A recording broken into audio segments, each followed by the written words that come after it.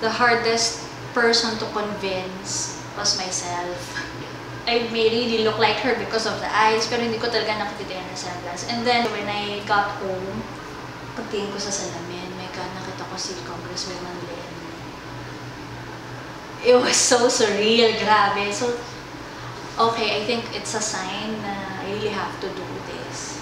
The first time I met her was during the send-off of the Sumilong farmers in Quezon City Circle.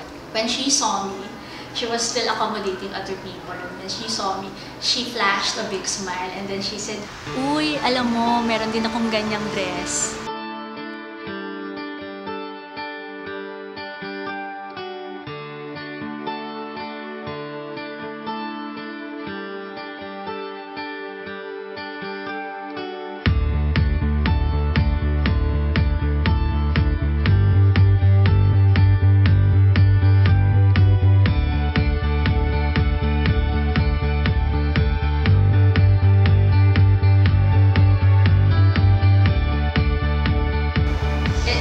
It's really a wonderful experience for me, and I think that it's really meant for her, and it's such a poetic ending to her narrative, diba? The coincidence. So I think it's the stars aligned to give it to her on that day.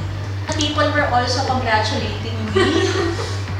Parang it felt weird kasi minsan hindi mo na alam when you are yourself and when you are Lenny. Ako po si Simpleni Robredo, naniniwala na the last man standing is a woman.